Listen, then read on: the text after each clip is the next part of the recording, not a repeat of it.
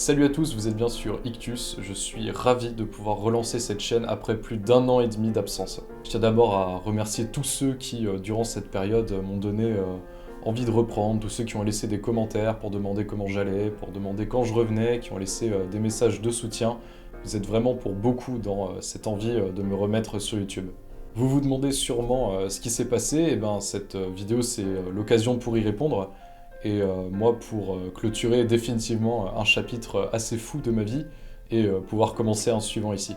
Salut à toi internaute et bienvenue sur Ictus. Aujourd'hui, je vais parler de ce qui m'est arrivé depuis 1 an et demi. J'espère que la vidéo va vous plaire, va peut-être vous parler dans votre propre témoignage. En tout cas, je suis ravi de pouvoir enfin livrer le mien ici.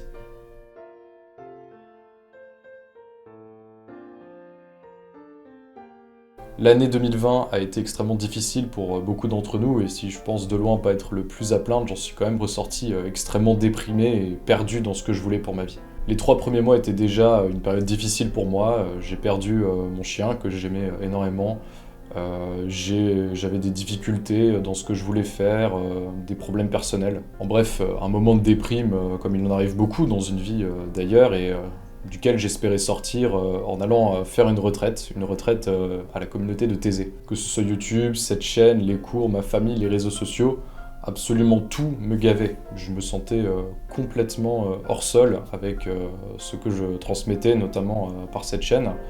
Et je me sentais plus du tout en phase avec Dieu, avec cette relation que j'avais construite avec lui. Enfin bref, peut-être que tu connais ce moment dans ta vie où tu es seul, isolé, incompris, complètement vide. Cette retraite pour moi ça a été tout l'inverse, un soulagement immense qui m'a complètement relancé dans ces désirs que j'avais, ces désirs d'évangéliser, ces désirs de devenir journaliste, ces désirs de m'engager dans le mariage par exemple. Enfin bref, j'avais retrouvé ce feu durant cette semaine, j'avais à nouveau énormément de désirs pour ma vie, mais quand je suis revenu, le monde avait beaucoup changé. Notre village a construit ce mur pour empêcher les étrangers d'entrer. Les 21 millions d'habitants sont invisibles, calfeutrés chez eux. Aux 3 cas déjà traités à Rome se sont ajoutés 14 autres cas en Lombardie dans le nord de l'Italie. Enfin, en termes de décès, nous avons désormais 7 personnes décédées. Nous sommes en guerre. Un dégât des eaux dans mon appartement avec une vitre brisée par l'intervention des pompiers, surtout la rupture avec une femme avec qui j'étais fiancé et avec qui j'avais vraiment ce désir de fonder une famille à l'époque et de me marier du coup. En bref, j'aurais eu moins l'impression de me prendre un mur dans la tête si j'avais défoncé cette vitre moi-même d'un coup de boule. C'est simple, 2 ans de construction, de la vie que je voulais mener, de celle que je pensais être la meilleure pour moi, s'écrouler en moins de 24 heures avec l'image que j'avais de la société qui s'effondrait en même temps. Et le confinement est arrivé précisément dans cet état de fait, un peu comme une apocalypse inouïe dans laquelle j'étais entraîné pour m'enfermer dans ces débris dans lesquels je ne pouvais pas sortir. Durant les 6 premières semaines de confinement, je n'ai vu personne, à part mon propre reflet dans le miroir, et je sais que cette période pendant longtemps m'a laissé, au-delà même de ce qui m'est arrivé à côté, des séquelles psychologiques quand même assez importantes. Je n'attendais qu'une chose, c'était d'avoir enfin l'occasion de sortir pour passer à autre chose. Par effet domino, tout ce que je pensais savoir sur le pardon, sur l'Église, sur Dieu, sur son amour, sur son projet pour moi, a été complètement détruit. Plus aucune certitude à part celle d'être seul, entouré par la mort, condamné par mes nombreux péchés d'orgueil, qui faisait que pendant ces 2 années, je n'avais pas voulu écouter les amis qui voulaient me dire le mur dans lequel j'étais en train de foncer, et également ne pas avoir voulu écouter pleinement la parole de Dieu, mais sans cesse vouloir la concilier avec mes propres pensées. Un champ de ruines, une ville morte, une coquille vide.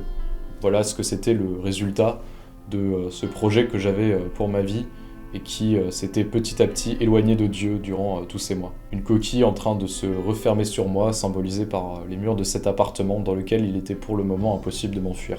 Mais c'est au cœur d'une nuit bien sombre, la plus sombre de cet enfermement, là où aucun espoir ne subsistait pour moi, que des désirs sont ressortis.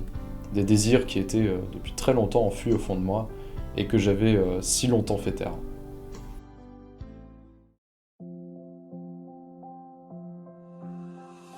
Ce que j'avais à faire, même si c'était difficile, c'était de partir, de m'enfuir de cette situation qui ne pouvait plus m'amener que la mort et dans laquelle je ne pouvais pas rester enfermé. Fuis pour sauver ta vie, ne regarde pas en arrière, ne t'attarde nulle part dans la région. Réfugie-toi dans la montagne si tu veux rester en vie. Si je m'amalgamais à ces destructions, j'aurais péri. Mais le Seigneur est venu me dire que si j'avais commis de nombreux échecs, eh bien moi je n'en étais pas un et que je restais son fils, et qu'il avait toujours un projet plus grand pour moi, plus proche de ce qu'il voulait, le projet qu'il voulait pour moi et que j'étais toujours capable de le suivre. Il est vrai que j'avais déjà vu des gens s'accrocher à leur passé en train de s'effondrer, et qui étaient semblables à des hommes qui essaient de retenir la chute d'eau d'une cascade, condamnés à l'impuissance ou à être emportés avec. Alors je suis parti loin sur les routes, chercher de nouveaux rêves, de nouvelles relations, vivre d'autres choses et tenter de me rapprocher de Dieu que j'avais si longtemps mis de côté dans mes projets. J'avais besoin de redéfinir qui j'étais et pour ça je me suis lancé dans un périple de 350 km à pied, moi qui n'avais jamais fait plus d'une journée d'affilée de marche à la fois. Ma destination elle était toute trouvée, Thésée, et je suis parti sans grand chose, sans grande expérience en tout cas, pour un périple que je ne pensais pas qu'il allait être aussi riche. Je compte pas les galères où je me suis dit que j'allais m'arrêter à cause de la pluie qui rentrait dans ma tente durant toute la nuit et que le lendemain je pouvais être hébergé par une abbaye, être rejoint par un ami pour le chemin par exemple. Mais là aussi vous le devinez bien, je compte bien garder ça pour une vidéo particulière. Ouais, ma to-do list est en train de s'agrandir dangereusement là. Faire un tel périple en fait, j'avais tellement attendu de choses avant pour le faire. J'étais bloqué par mon confort, par ma tiédeur, par mes peurs, par d'autres projets beaucoup plus mineurs, mais que je pensais injustement plus importants à l'époque. J'attendais plus d'argent, de sécurité, de temps, un compagnon de route, et tout ça, puisque je m'étais pas donné les moyens de l'avoir, et ben finalement j'avais beau avoir ce désir au fond de moi depuis longtemps, je l'ai jamais fait. J'ai compris que ne plus rien avoir, c'était peut-être la meilleure opportunité que j'avais de changer. C'est beaucoup plus facile de faire tapis lorsqu'il nous reste qu'une seule pièce à miser, que lorsqu'on a encore d'énormes sommes d'argent qui sont en train de dépérir. Et je n'ai pas arrêté mon été là. Dieu le Père, Jésus, le Saint-Esprit me manquaient terriblement et j'avais envie de vivre des vacances de fou avec eux. C'était ces amis extraordinaires desquels je m'étais éloigné pendant 2 ans et dont je commençais à peine à redécouvrir la beauté de la relation. Alors oui, j'étais encore blessé, j'étais encore tourné vers le passé, j'étais encore malade de mon péché d'orgueil, mais je savais que je devais au moins tenter des choses. On n'attend pas d'être guéri pour voir le médecin, on n'attend pas la fin du match pour commencer à jouer. Alors pourquoi attendre d'être guéri, d'aller mieux pour pouvoir commencer une relation avec lui? Et j'ai passé le meilleur été de ma vie après avoir vécu le pire printemps. Je suis parti en Normandie, je suis allé aux 4 coins de la France vivre des choses assez incroyables. J'ai pu expérimenter l'évangélisation comme je l'avais jamais fait. J'ai renforcé et tissé de nouvelles relations incroyables avec tellement de personnes magnifiques que je n'aurais jamais rencontré si j'avais pas vécu cet effondrement plusieurs mois avant. Et j'ai même fini l'été symboliquement par un autre pèlerinage, cette fois-ci à Rocamadour, avec un groupe d'amis cette fois-ci, ce qui montrait de manière plutôt belle, je trouve, mon évolution après l'avoir commencé également en pèlerinage, mais tout seul. Pour m'être soucié pendant des années de choses qui se sont effondrées en l'espace de 24 heures, j'ai compris que mes peurs n'avaient aucun sens à être suivies, et qu'au contraire, je devais toujours oser plus avec Dieu pour vivre davantage de choses, et également être le plus basé possible sur sa parole, sur ce socle qui est indispensable pour une vie, pour qu'elle soit épanouie et qu'elle soit toujours plus solide. La première chose avec laquelle je me suis réconcilié, c'est mes désirs, et j'ai compris que les plus purs, c'est souvent ceux qui étaient les plus enfouis au fond de nous-mêmes, et également ceux que l'on avait trop tendance à négliger. Après ces 3 mois, j'avais réappris à être heureux, j'avais retrouvé de la confiance, mais j'abordais encore la rentrée avec une certaine peur, et je ne savais pas que ce n'était que le début des merveilles de Dieu dans cette délivrance, cette réconciliation avec lui et cette guérison.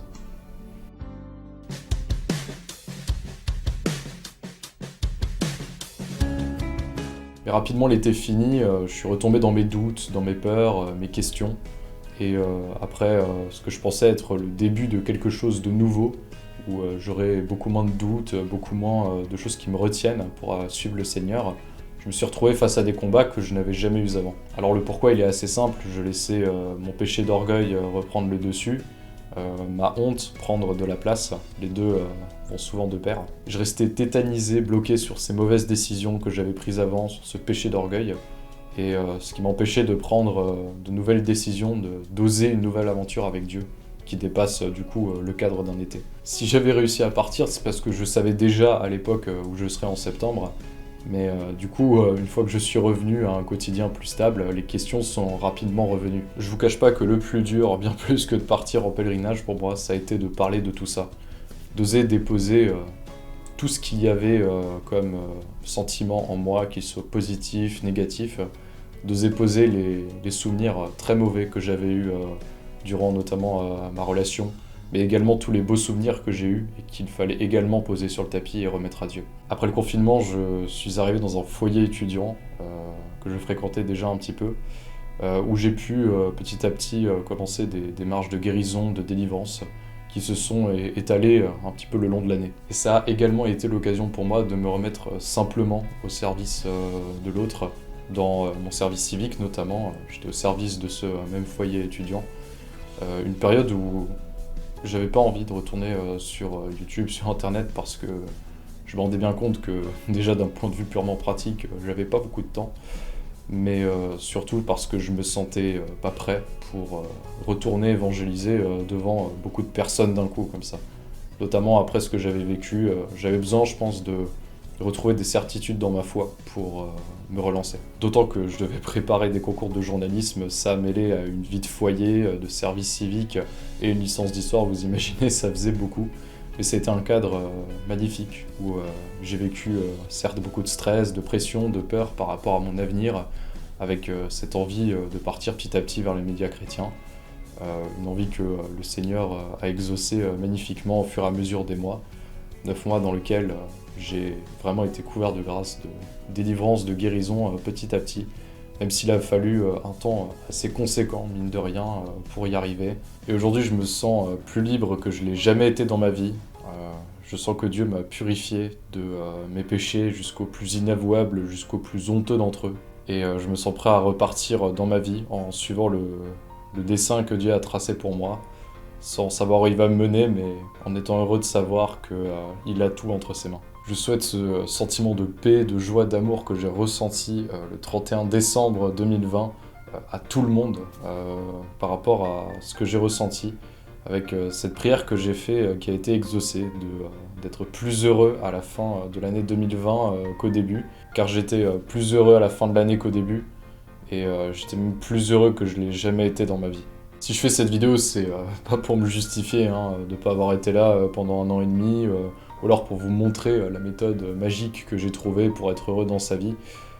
Déjà parce que moi j'ai rien fait, c'est Dieu qui a tout fait, et Dieu à travers des amis, des personnes, des frères en Christ autour de moi. J'aurais pas pu tenir sans ces coups de fil durant le confinement, sans ces amis qui m'ont motivé à me bouger durant cet été, et à prendre le problème à la racine par la suite pour me libérer petit à petit de ce qui me rattachait encore au passé. Non, si je fais cette vidéo, c'est pour te dire que si pour moi ça a été possible, cela l'est également pour toi. Et ça, c'est magnifique. Ose partir à l'aventure avec Dieu, lui faire confiance, passer des caps avec lui.